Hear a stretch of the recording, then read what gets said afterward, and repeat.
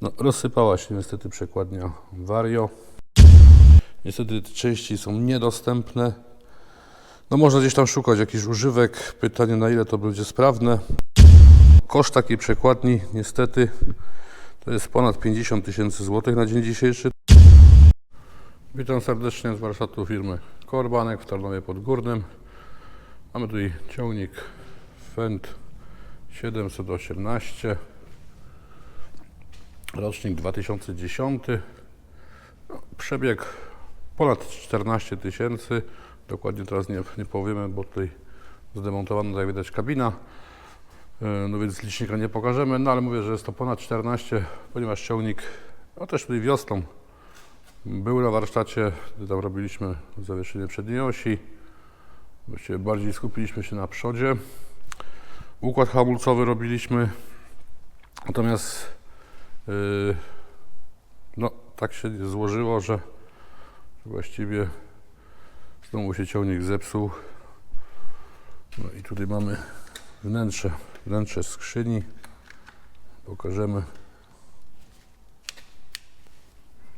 jak tam wygląda na dole. No to troszeczkę tego syfu tam leży. No, rozsypała się niestety przekładnia Vario. No i tutaj ta przekładnia sobie leży, że tak powiem.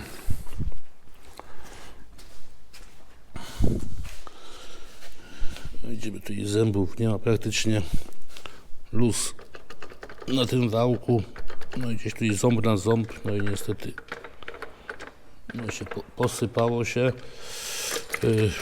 Tu jest łożysko. O. No i to spowodowało niestety tutaj uszkodzenie kół zębatych.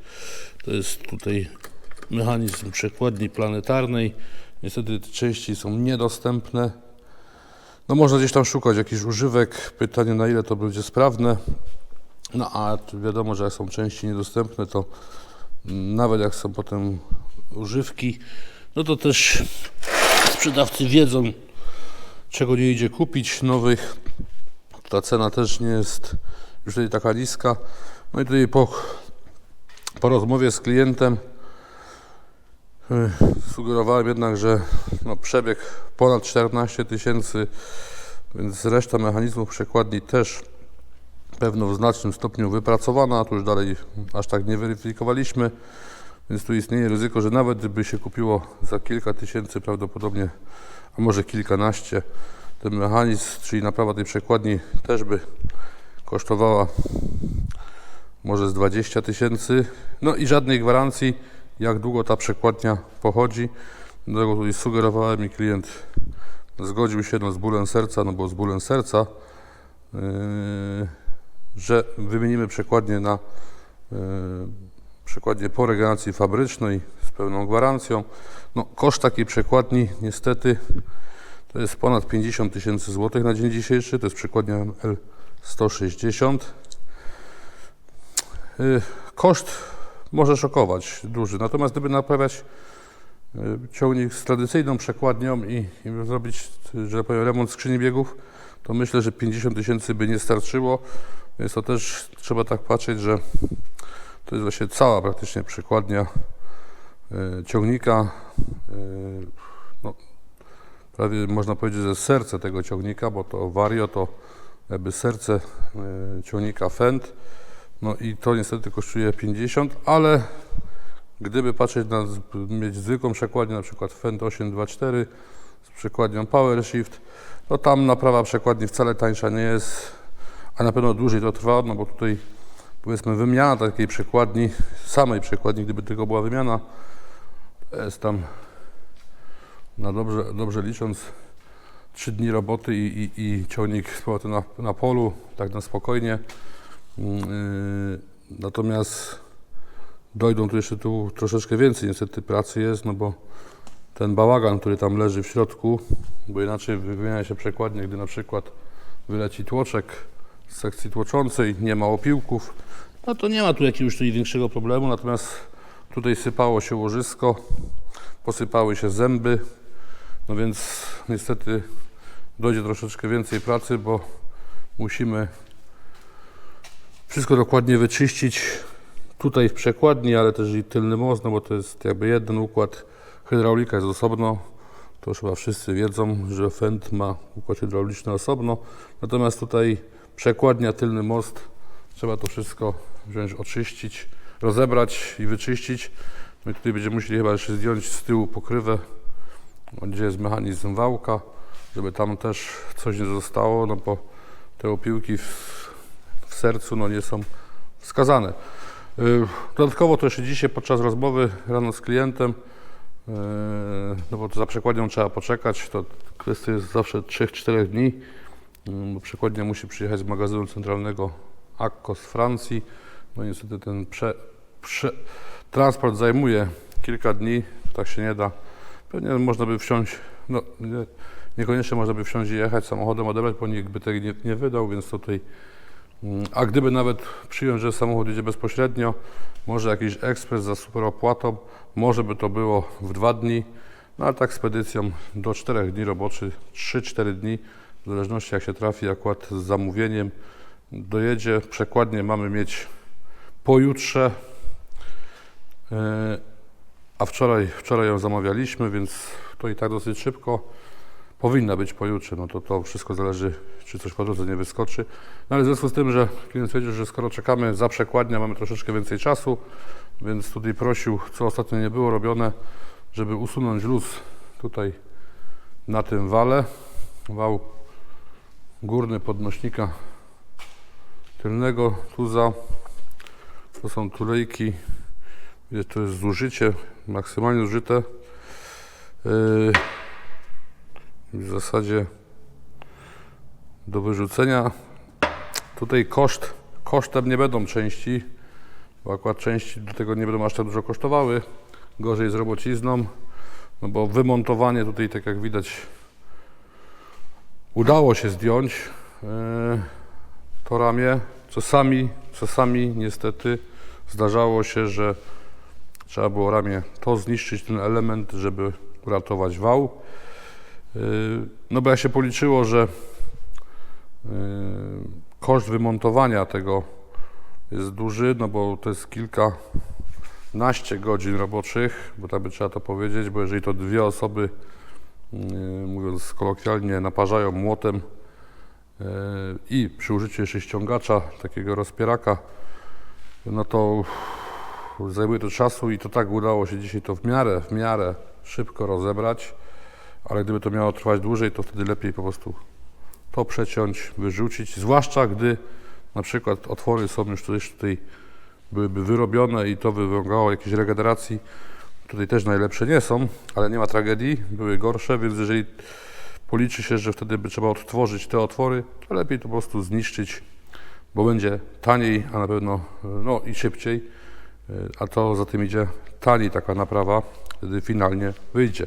Potem można się dziwić, skąd tyle godzin, jak tutaj mówię, prawie że cały dzień 2 osoby próbowały ten wał tutaj zdemontować, a nie ściągnie się tego, dopóki tu z tego wielofrezu nie ściągniemy tego ramienia. Tutaj widać, leży te zdemontowane ramię. Te drugie to już pójdzie prościej. Na prasę wyciśnie się, natomiast tutaj na ciągniku z prasą to jest gorzej. No mamy tu taką praskę, która rozpiera, no ale to ramię o ramię to nie ma takiej siły. Jeżeli tam się położy teraz ramię na dużą prasę, na przykład 50 ton i da się to wycisnąć, oczyścić. Jak się oczyści frezy, to można to ręką ściągać, no a tak to troszeczkę gorzej. Tutaj też chyba, no na pewno wpływ na zużycie tych elementów to miał nadmiar, mówimy trochę tak może w cudzysłowie, oleju w tym układzie. Normalnie tutaj producent przewiduje olej. Mamy korek do uzupełnienia oleju. Powinno się olej tam wlać. Wiadomo, to z biegiem czasu gdzieś tutaj uszczelniacze puszczą, olej wycieknie, w porę się nie zauważy. No i tutaj dochodzi do wycierania się tych właśnie tulei. Już mieliśmy też taki przypadek, że podnośnik nie chciał działać, ponieważ tak było skorodowane w środku, że wał, podnośnik działał w górę, bo działał, bo siłownik podniósł, natomiast Jeżeli były siłowniki jednostronnego działania, to w dół podnośnik już opaść nie chciał. No, przy jakimś dużym ciężarze, jak się podwiesiło obciążnik, to działało. Jeżeli same ramiona to już nie chciały opadać, no tak tutaj to też trzymało, także tutaj troszeczkę to zmodyfikujemy. Na pewno zamiast w miejsce, tutaj gdzie jest ten korek, wkręcimy smarownik, tak żeby to można przesmarować. Albo jeszcze zrobimy, że smarowniki założymy w tym miejscu tutaj, jeden i drugi. Nawierci się otwór w tulei, no i ten smar będzie bezpośrednio do tulei podawany, także myślę, że już w takiej sytuacji tutaj no, nie będzie nawet po tam dłuższym okresie eksploatacji, a myślę, że to nie było rozbierane od nowego, więc prawdopodobnie te 14 000 godzin tak to chodziło. Wspominałem też, że tutaj wcześniej robiliśmy układ hamulcowy, były wymieniane tarcze i przekładki, bo były troszeczkę zużyte. Nie wiem, nie rozmawiałem jeszcze z klientem, z jakimi maszynami współpracuje ten ciągnik. Natomiast tu jest też takie ryzyko, że albo duże maszyny zawieszane, przegabarytowane, bo to też trzeba uważać, co się z tyłu zawiesza. No bądź też, ale nie posądzam o to klienta, że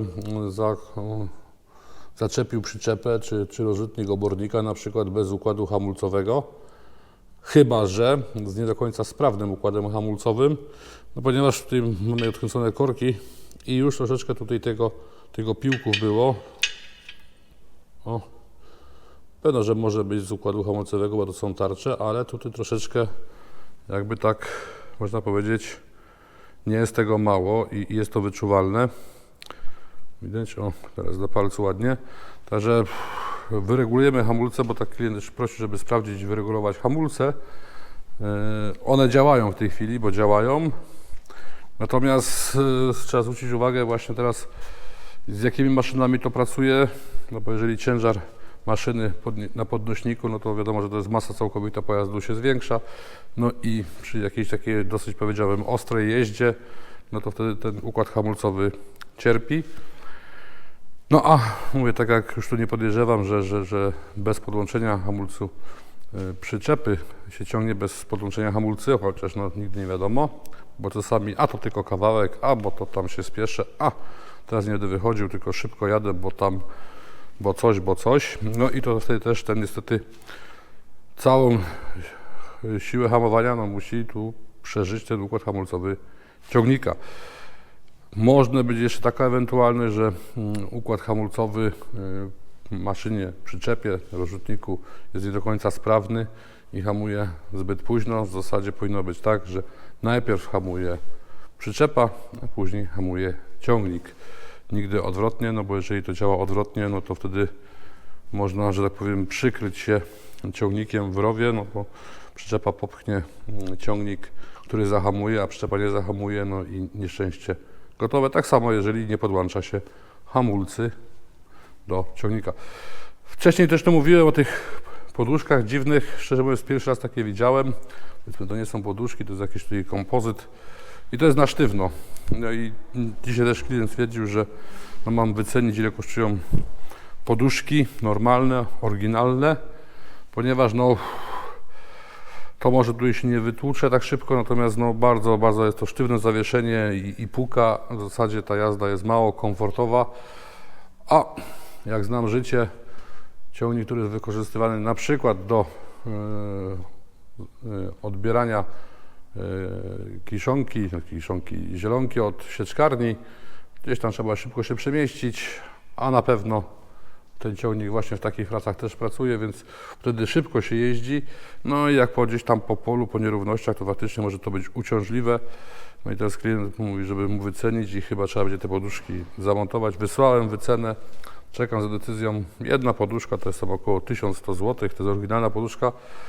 No ale patrząc na to, że trzeba kupić przekładnię za około 50, tutaj dwie poduszki po 1100 parędziesiąt złotych.